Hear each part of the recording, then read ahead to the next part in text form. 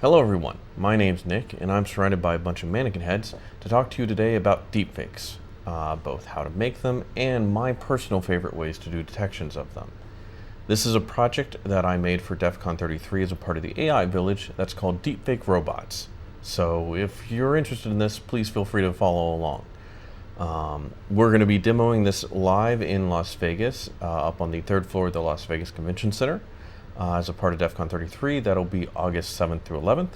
So if you want to view it in person, feel free to come there. We'll also have some more complicated, more proprietary-based models, but everything I'm showing today is open source, which also means if you're not wanting to come to Vegas and for whatever reason, don't think going into Las Vegas, Nevada in the middle of summer is an appealing thing, congratulations, you're in luck, because I'll have a link to my repo down below with all of the open source software and techniques that I'm using and demoing today. So feel free to use that however you will. Also, for clarification's sake, I am exclusively going to be deepfaking myself in this video, which means I am only going to be using my face and my audio. The demo for this is going to be Mini-Me over here, which is a mannequin head on a pan and tilt system being controlled by a Raspberry Pi. If I do my editing right, you should see a deepfaked version of Mini-Me showing up on my right, somewhere over here. That'll have my head projected on him. And if we go ahead and get in on that, Mini-Me, go ahead and introduce yourself to everyone watching. Give them a sec and you should see. Hello everyone, my name is Mini-Me. I am here to demonstrate deepfake technology and show you how to detect them. Let's have some fun exploring this fascinating technology together. Yeah, so as you can see, he's using 11 labs to synthetically generate a version of my voice that I cloned from a very simple 30-second audio clip. But before we go into the audio, let's focus on the video section first. So right away, you'll notice that he's using a version of my head, which is taken from a headshot I made like 3 or 4 years ago now, give or take. Pre-COVID times are crazy. But anyway, that screenshot is being basically pasted onto his face, kind of like a paper Halloween mask. And the way that works is I'm using a software program called Deepfakes Live.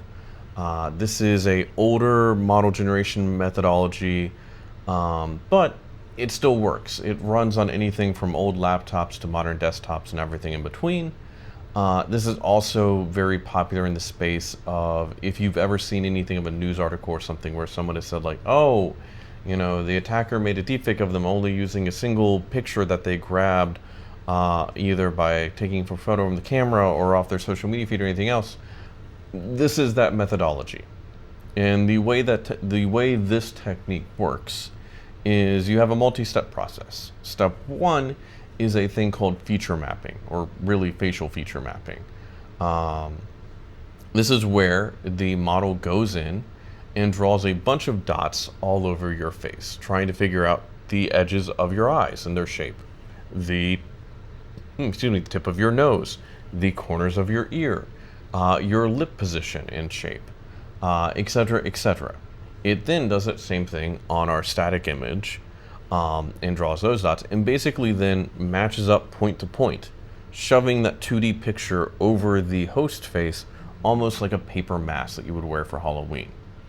Now, if all of these dots and like facial markers sound similar, it's because these kind of models are built off of the same models that we use in the motion capture space. So if you've ever seen a movie or like a video game where an actor or actress is wearing a funny suit with a lot of little like dots and markers on it, and they have like crazy makeup that has all these lines and dots all over their face, that's the motion capture technology space. These models are kind of an offset of that, which makes them a little bit unique in this space compared to other generative AI models that are popular right now, such as the ones that you see for like Sora and Gemini, where they're doing fully synthetic video and image generation, etc. those models tend to rely upon a very robust amount of training data, and they tend to be very computationally intensive, which is why they're normally run in the cloud or on web-based systems. Motion capture models are basically mapping 2 points together and keeping them aligned, and then using some very, very simple math for cleaning up the edges and distortions. That means they are much lighter weight. They can be running on laptops, they can be running on desktops. Heck, if you wanted to go really crazy, you could probably get them running on a Raspberry Pi without too much pain. In our case, I have a webcam in front of Mini-Me that's going back, and I'm running Deepfakes live on my local desktop. So that's the basics of how this model generates. If I ask him to move around a little bit, hey Mini-Me, look 45 degrees to the left.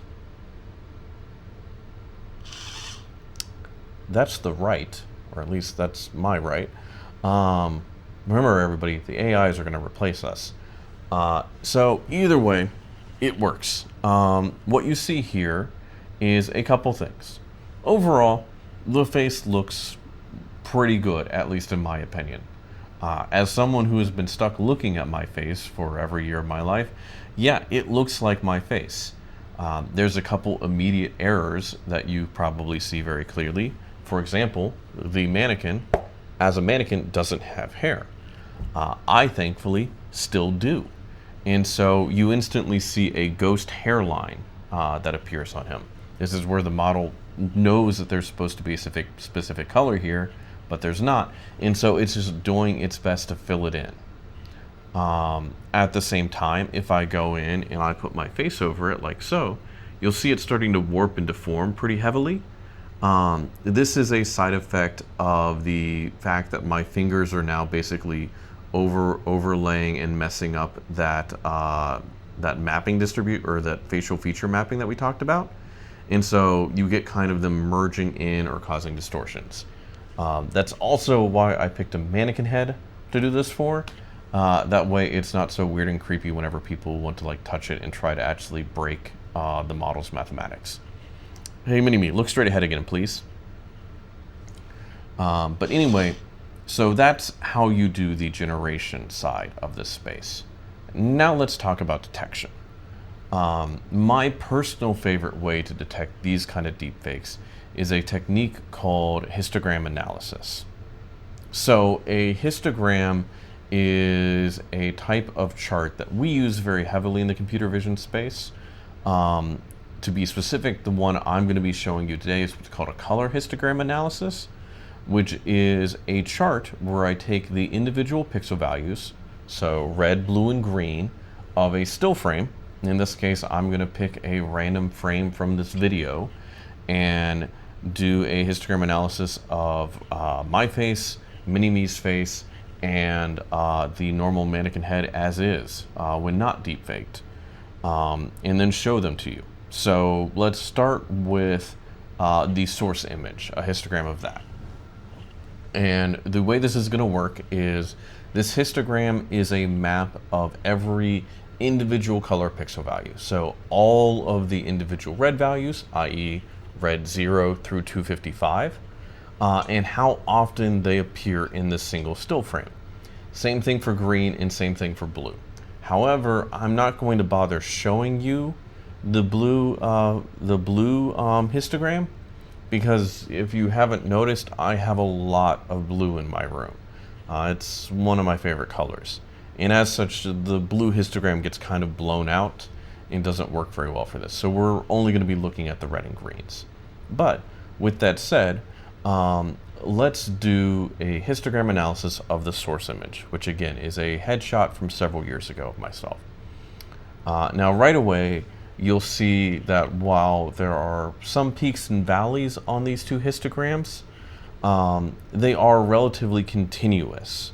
And by continuous, I mean that a peak is a defined peak and a valley is a defined valley. And while there are jaggedness here and there, you can see, you can relatively visualize in your head a kind of like sinusoidal shape that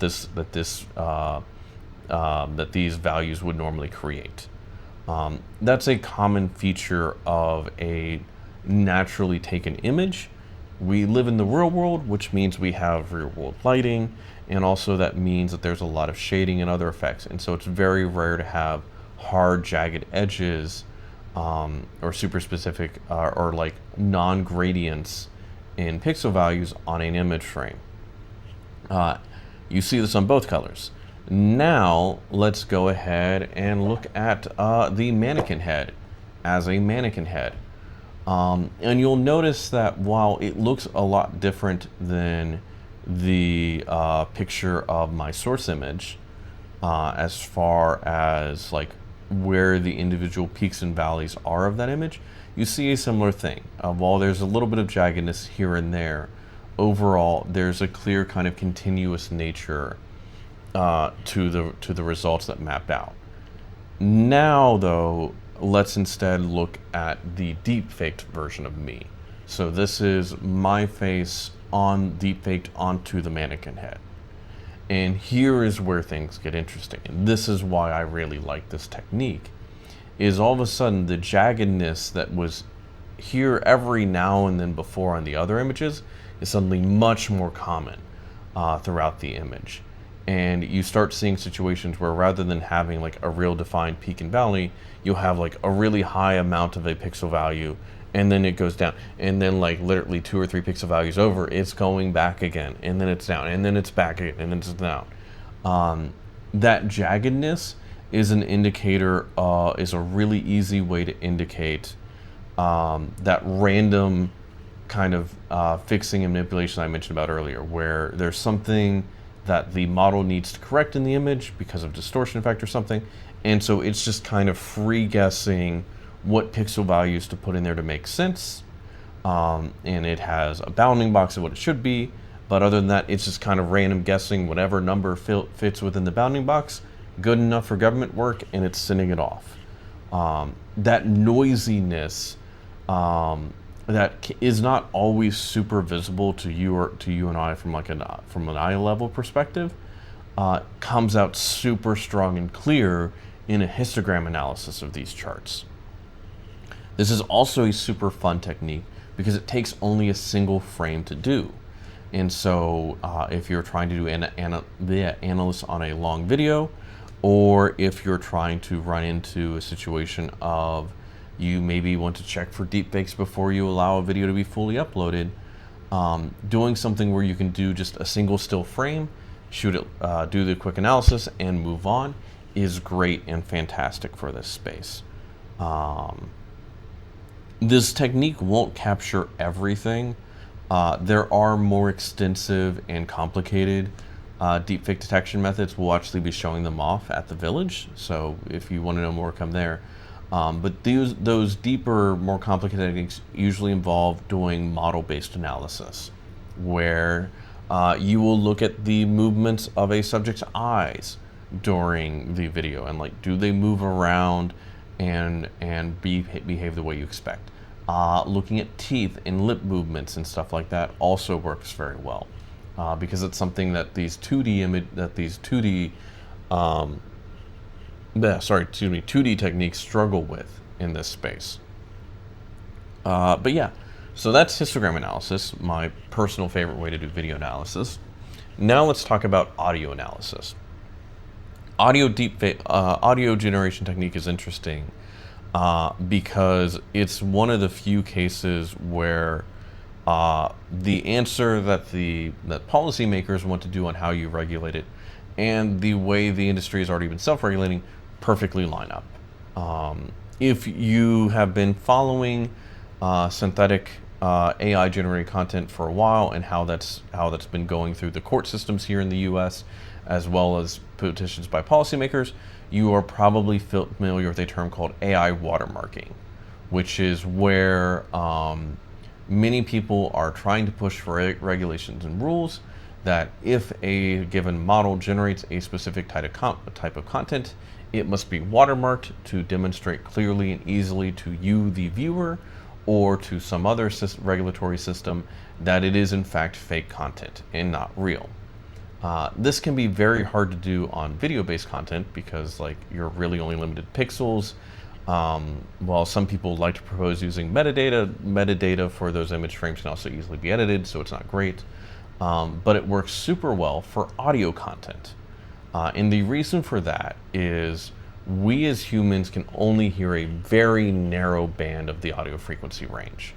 While the computer systems and all the other models can generate a much wider range than we are capable of hearing. And so that means that you have a ton of free space, because if I put my watermark in that non-hearable to you branch of audio content, you don't have any distortions or negative effects that you can perceive because you're only hearing your narrow range, but anything looking at that higher bands can easily detect it. Think of this as the computer version of a dog whistle, where, for those of you who aren't familiar with, dogs have a much wider frequency range that they can hear than we as humans can. And so if you blow into a dog whistle, you and your friends won't hear anything because it's generating a frequency outside the band of human hearing, but your pet dog will. You have a similar thing here. And it's actually been used pretty much for as long as we've been doing these kind of models. If you're old enough to have been around whenever home assistants were first coming onto the scene, so Amazon Alexa, Google Home, I'm forgetting the name of but there were a couple open source ones as well. They all like to use audio command and control, which was great. But then instantly rose a problem. How do you deal with the issue of if someone on a commercial mentions, your activation phrase, how do you prevent it? And both Amazon and Google for quite a while had pretty rigorous rules in place where if you wanted to do a commercial in partnership with them, you had to notch out specific audio frequency ranges so that you could mention different activation phrases without actually having people's home assistants go off and go crazy. There was a Super Bowl ad that explicitly didn't do that and made a whole legal mess and got everyone very angry, but that was also a while ago. But that same kind of technique works true today. So we're using 11 Labs for audio generation. And while I wasn't able to find what they actually use for watermarking, Reddit and the general internet seem pretty confident that they are using some form of watermarking pattern. And I'm hopefully going to be able to show that to you using what's called spectrogram analysis. Spectrogram analysis is a popular tool. If you have Audacity or any other system, you can actually use it quite easily, where you record an audio string and then you look at all the frequencies that are used in that audio clip. So for example, if I ask Mini-Me to count to 10, so, hey Mini-Me, count to 10 real quick for an audio demo. He should start soon enough. Counting to 10 now. 1, 2, 3, 4, 5, 6, 7, 8, 9, 10. There you go. Thank you, Mini-Me. And if I now count to 10, 1, 2, 3, 4, 5, 6, 7, 8, 9, 10. If I go in and while I'm editing, extract this audio and do a frequency analysis of it, I should have a spectrogram of my normal audio, i.e. me counting to 10, and the spectrogram of Mini-Me counting to 10 using the 11 Labs API. And when you're doing this, now things will be a little bit noisy because Mini-Me is talking through a cheap USB speaker. My microphone on my computer isn't super great, so like Audacity, you're going from speaker to microphone to speaker to you'll get some noise in there. So I'm not going to claim that these are super smooth graphs. But when you do, and you compare them though, you see two very interesting things right off the bat. The audio that is me talking is kind of like a gentle hill curve because human audio, i.e. our voices, are made up of multiple frequencies all overlaid together. And different pitches and stuff like that in your voice are effectively just different frequencies being more or less common in the exchange. This is why voice actors can change their voice to such a dynamic range, is they're just very good at stretching that and modifying the muscles that control that. I am not a voice actor, nor do I claim to be one. But so mine is relatively monotone and kind of generic. Mini-Me playing as me, well, he sounds pretty similar to me, just coming out of a cheap speaker. When you look at the audio, two things really stick out right away. There is a big spike at 400 hertz. That's just like a huge bump. And then there's a really deep notch at 1000 hertz.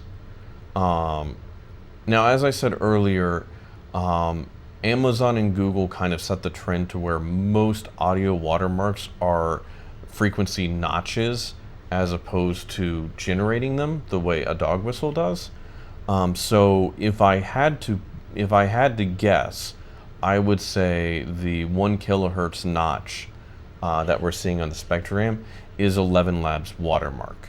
And the bump at 400 is probably just a side effect of the speakers that I'm using and everything else.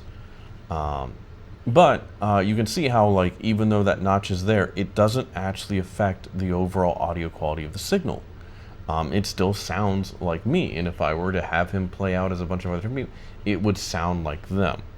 Now, spectrum analysis does have some caveats to it.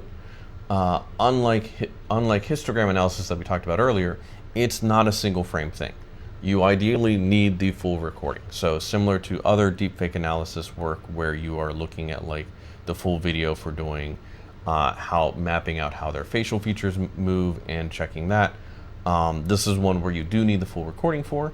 However, again, we are not really trying to do any complex model analysis. We're just doing effectively mathematical analysis of it, of looking at how common different things happen or clear. And so in that sense, it is still a cheap and lightweight analysis that you can do on pretty much anything and everything. But yeah, that's been my demo of deepfake generation detection. I hope you've enjoyed it. As I said earlier, we're going to have this and a couple other things down at Las Vegas Convention Center in early August for DEF CON 33. So if this is something that interests you or you want to learn more, please feel free to visit us there. We're going to be with the AI Village up on the 3rd floor. Either myself or any of the other Village members would love to talk to you about this. And with that, Mini-Me, anything you want to tell people before we end the video? Thanks for watching our deepfake demonstration. Don't forget to like the video and subscribe to our channel for more cool tech demos at DEF CON. See you in Las Vegas. There you go. Have a great day, everyone.